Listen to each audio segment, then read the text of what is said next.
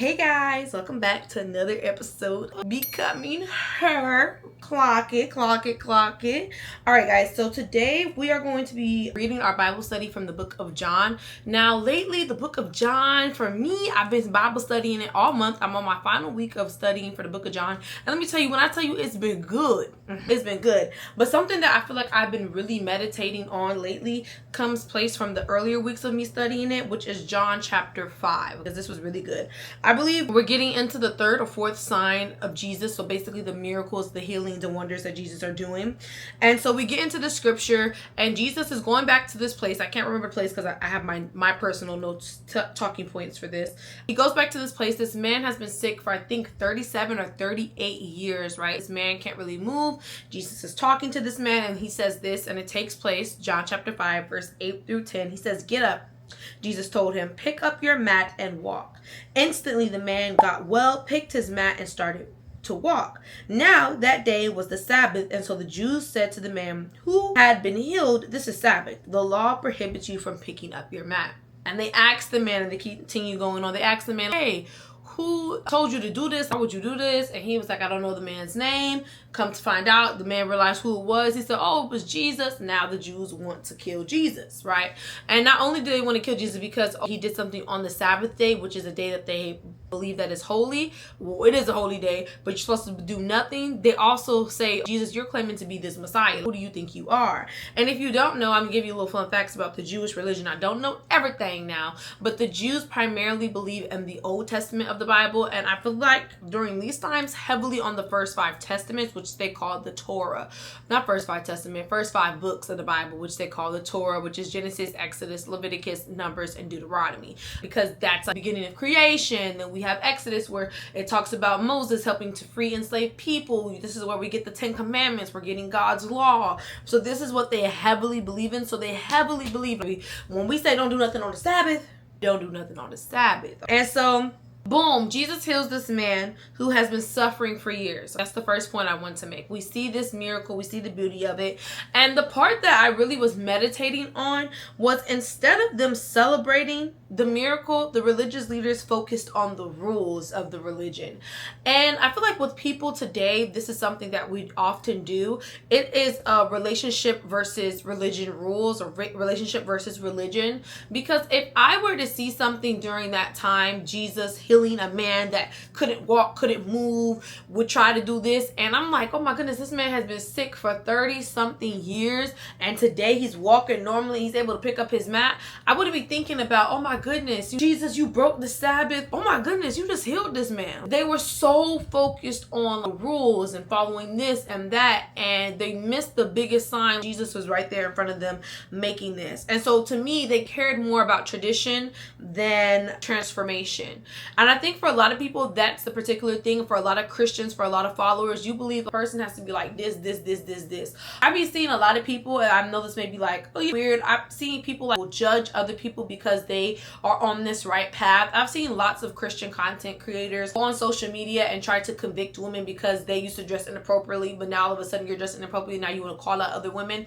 No, that's not how that works. Just because now you have finally found the light, right? And you're now following the rules of the religion doesn't mean that you necessarily need to force that onto somebody else, if that makes sense of what I'm saying. We have to get it together as a community. That's not how that works. We have to let people understand this is a relationship. It takes time to gain and to build this, but not to persecute somebody because they're not following the exact steps of the religion. There's a lot of sins that we do, and it tells us in the book of John, I love it, when they brought this woman ready to cast stones on her for committing adultery. And Jesus told them, I'm gonna put it up here because I don't know it correctly, whoever hasn't sinned, something along the lines of whoever hasn't sinned, you cast the first stone. And nobody can cast the first stone, therefore nobody should be convicting anybody of anything. And I see that so much with Christians. A lot of people that find the light of God, you feel like you are the religious police. You got to tell me, oh, you're not supposed to do that, oh, you can't do that. That's not how that works. Transformation takes time. It literally takes time.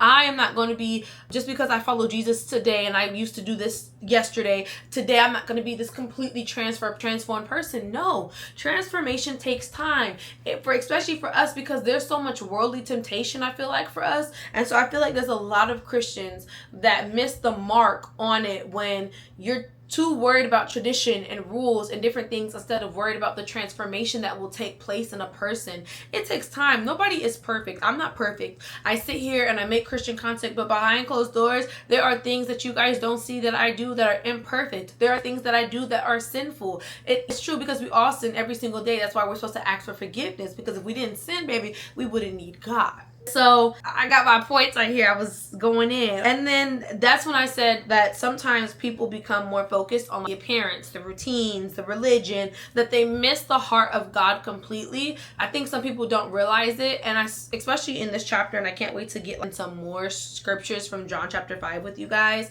because I'm going to make this short and we're going to make this a series. People were expecting Jesus to come in this certain type of way. They knew that there was a Messiah, but they didn't believe that it was Jesus. And I want people to really understand this, why this is so important for me.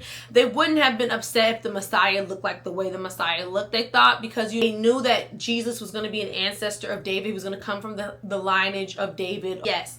But people were expecting Jesus to look like a king. Jesus didn't look like that. Jesus was a carpenter's son. Jesus was considered poor. Jesus was amongst the rest of the people. Jesus used to hang out with anybody and everybody, right? So they were expecting Jesus to come flashy clothing section. You know what I'm saying? Like, they were expecting Jesus to come like dripped in Prada or something like that. You feel me? Like, they wanted Jesus to come looking like this, and they would have had no problem with Jesus doing these things if Jesus looked the way that they looked. And I feel like for a lot of us, we are missing those signs of what Jesus looks like, how it looks like, and not realizing that Jesus is transforming something. You could have been a Nissan and now Jesus is trying to transform you into a Bentley, but the transformation takes time. God doesn't give you everything He wants for you to look straight like this, because that's the purpose of the miracle. I think people don't understand. He wants a relationship and true transformation. Even made me think about when I was reading earlier this week, or last week I should say, when I was reading the John chapter John, and it was talking about Lazarus, and it was talking about how Lazarus was rising from the dead, but it saddened Jesus because Jesus had to let Lazarus die. He had to. It tells us in the text, I have to let him do what he died so that I can do what I have to do. It still saddened him to see his friend go, but that's the part of the transformation. Just because it may not look like how we want it to look, but guess what? Lazarus was transformed in the end because he risen. So I think a lot of people have to realize transformation takes time. It is not about rules, and it's not about how I look on the outside. I can love God and still dress like a hoochie mama, right? I'm not saying dressing like a hoochie mama is right, but it takes time to transform. People be expecting people to be like, whoop, I'm all about God and long skirts too. No, everybody's walk is different. Everybody's conviction is different. There are things that people cannot let go of. And in this sense, I feel like this is what a lot of this was for me, because I feel like this chapter specifically convicted me because it made me ask myself, right? It made me question myself. It made me question other people. If I ever focused more on looking spiritually put together than actually growing spiritually.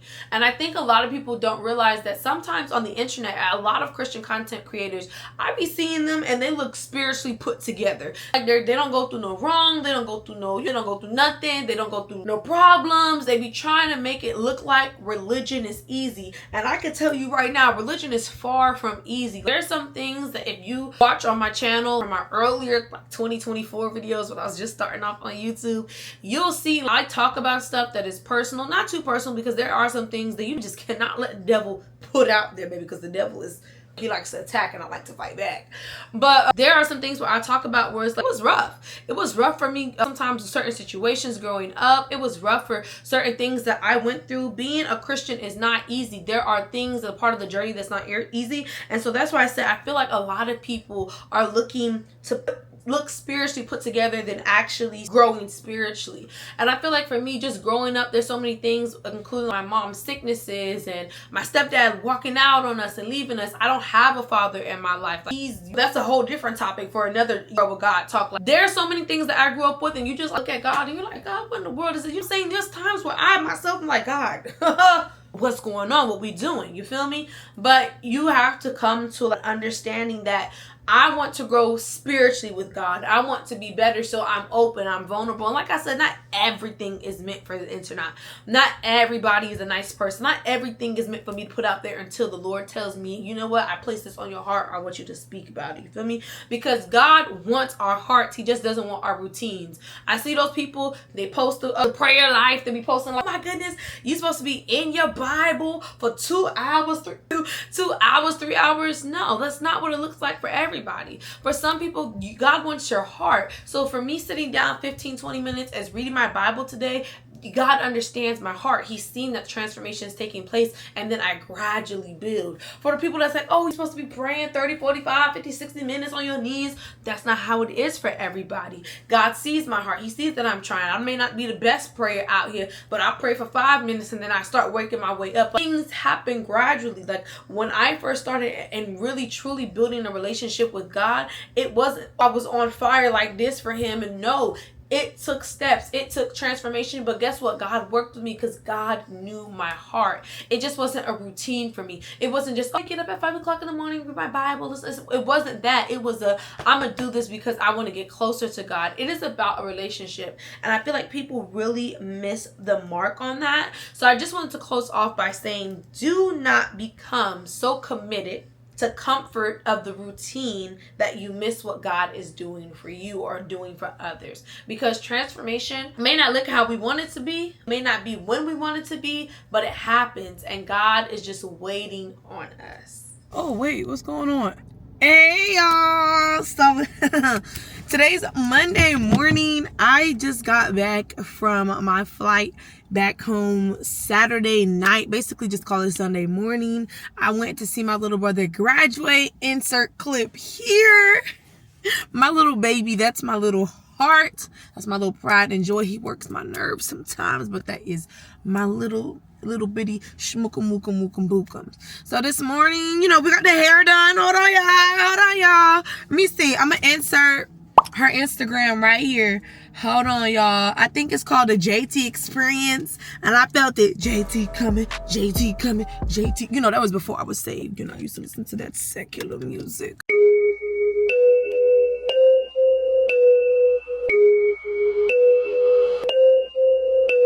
Okay, and then we got the nails. The nails. All the girls got this. I done got like 7,000 compliments. You see the edges? I will never get my edges like this again. Never. And I'm so sad because I be loving when I go to the hair store, because I will lay my edges down with a scarf or the bonnet, all types of stuff so the edges can stay. But this will probably stay for like 2 or 3 days, and then I'm gonna have to do some edges tutorial on how to get some better edges, okay? But anyways, this is dirty. Hold on. If I put y'all on here, my lens, hold on y'all, this is dirty. We are at Aldi's because we're doing some grocery shopping today. Aldi's for me is just the go-to place. It's so cheap to buy groceries here. Not everything, oh my goodness, it's still not clean. Not everything do I buy from Aldi's, but okay, I think this is gonna be a bit better. Ooh, but a good majority of my stuff I do grab from the Aldi's. Oh Lord, I'm about to say, oh Lord, don't tell me I don't got no mic inside this stove. Y'all, we're gonna try our best to, oh, my glasses done fell off of my head. We're gonna try our best to record in today with the grocery store. I don't really care who's here, because why I come here at 9:56 on a Monday, where I'm thinking everybody's supposed to be at work, but I forgot today's a holiday, so maybe that's why everybody's not at work. We're gonna go ahead and just grab. I'm not gonna bring this bag because the bag be taking up too much room. But I even took some cute little photos this morning. Let me show y'all. You see my skin? I don't mind this pimple right here, but like, do you see the clearness of my skin? Come on, skin. Like, I've been using the Tropical Fade Serum for those that are, trying to get their clear skin as a black girl in their collection. I have really oily skin, so I started using stuff for my oily skin, and I realized it's chef's kiss. Thank God I bought the stuff. But let me tell you my skincare real quick, put y'all on game before we go into the grocery store. I use La Roche-Posay, the eczema one, the oil foaming thingy. I'm gonna put a picture of it right here. Boom. Then we use the Paul's Choice. I don't think that's how you say it, and it's like the toner. Boom. We put that on. Boom. Put that right there. Then we use the Who is that? Not Good Molecules. Ordinary, the salicylic acid for the pimples, because you know I have acne prone skin. Boom, put the picture here. And then we use the Tropicals, the pink fade serum cream thingy-majiggy. Now I will say this, it smells like bleaching cream. It smells like bleaching cream, and the reason why I know what bleaching cream smell like, because I used to use bleaching cream on like my elbows and my knees, or like any dark spots on my body. My mom used to get it for me because my knees like would dance, and I just used to play rough. It would be really dark. Or if I got scars, anytime we was scarred, it would get really dark. My grandpa would use it for like his elbows and stuff, because I don't know why on black folks this is just naturally so much darker on some people, and then some people it's not. I don't know, it's weird to me. So the cream smells like bleaching cream. I'm not gonna hold you, it smells just like bleaching cream. So I only put that on once a day. I do it whether morning or night because I have sunscreen. I put my sunscreen on, but it really smells like bleaching cream. And sometimes I'm thinking, am I bleaching my face? You feel me? I'm so mad because I'm gonna have to buy a new mini tripod for this camera, because I don't have one, which sucks for me.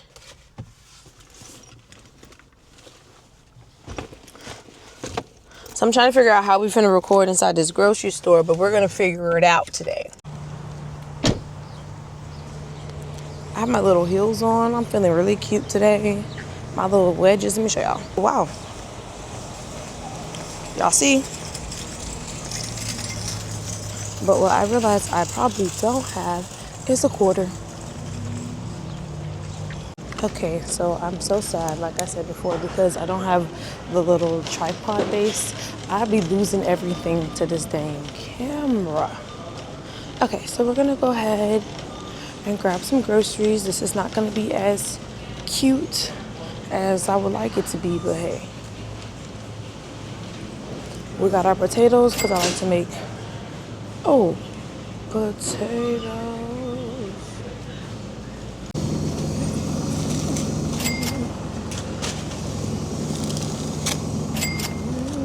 Come out. So these are the rice cakes that I get because they're so good, and I eat them with peanut butter, and it's a healthy little meal to me. Now I do got a little sugar in it, but hey.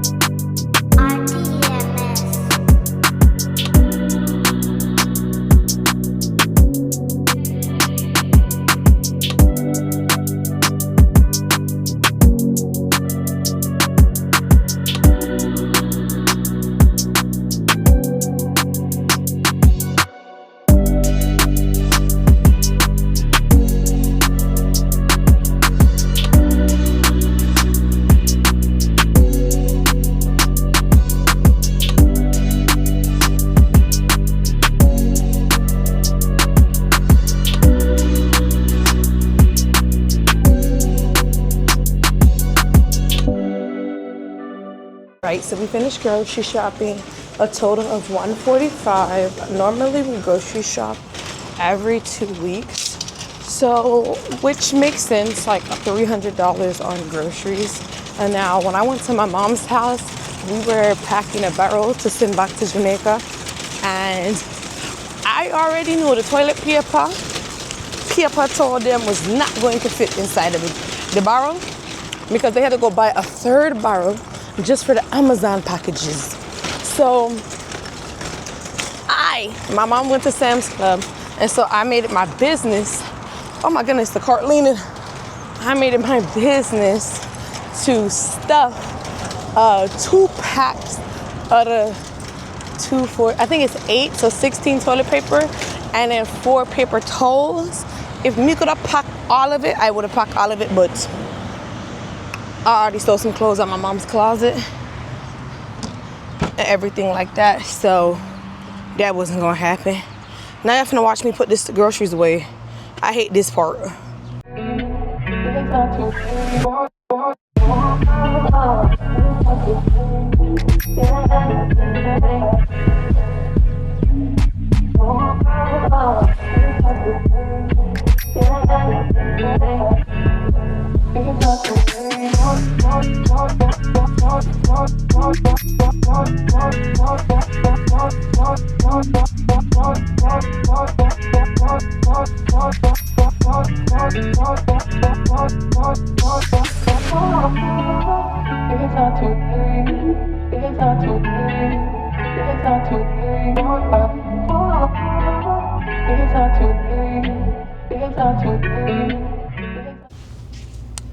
Okay, so we made it into Dollar Tree, and we use like a lot of plastic here. So we're gonna grab some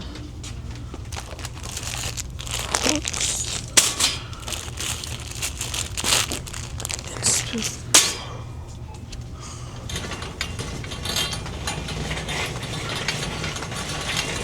So us personally, we like to use plastic spoons and forks unless you need to use a regular one.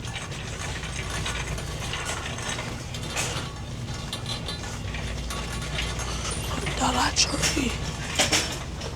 I kind of just go through every section because I never know what I may or may not need from the Dollar Tree. Dollar Tree got so much stuff.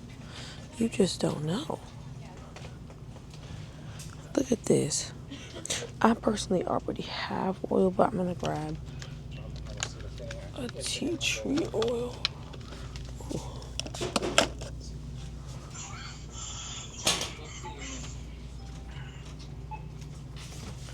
And we're gonna grab a little brush for my hair. If they had a scarf in here, I would have grabbed that too.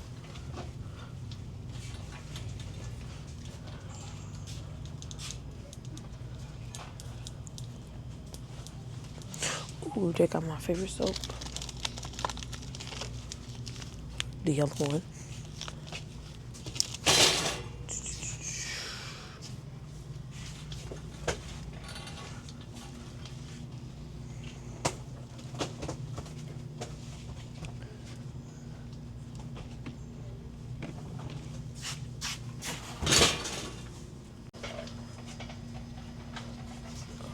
Growing up, I'm used to using the Comet cleaner, so we're grabbing some of that. I'm gonna grab some Comet. This stuff with bleach is so good.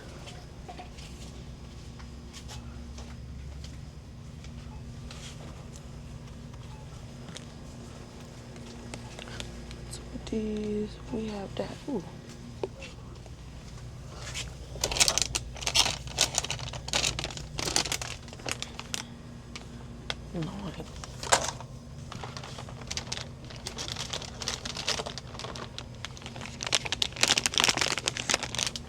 They really try to play with me. They had one of these for $5 and came with 9. This is $1.50 for 4. So that's $3 for 8.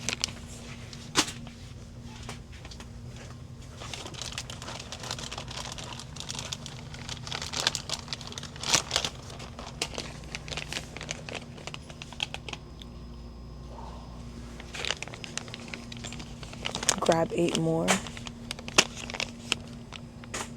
That's $6. And you try to pay me make me pay $5 for 9. That's just like, I had to make sure I'm doing the math right. That's just weird. Like, what? So now we're gonna get floor cleaner.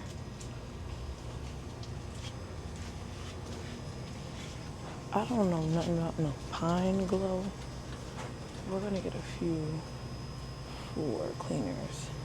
We're gonna get the Ajax.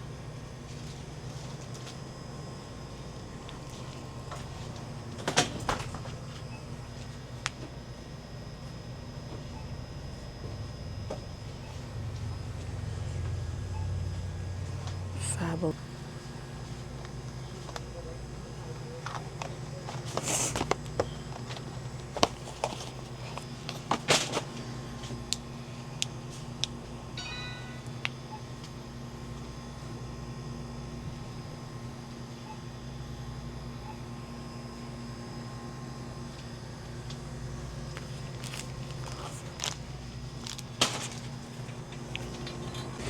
As you see, I'm grabbing like a lot of little household items because there's nothing wrong with your local Dollar Tree. There are some things I won't get from Dollar Tree, certain things that I won't be cheap with. Like, I'm not getting my toilet paper or stuff like that from Dollar Tree. Ooh, this is what I need to get from over here at the Dollar Tree. Hold on, y'all. This is the whole reason why I came here and I almost forgot. I needed a new broom. But they got all types. Now, Dollar Tree real funny with this buy it separate junk. It's crazy to me. I'm gonna go ahead and grab this.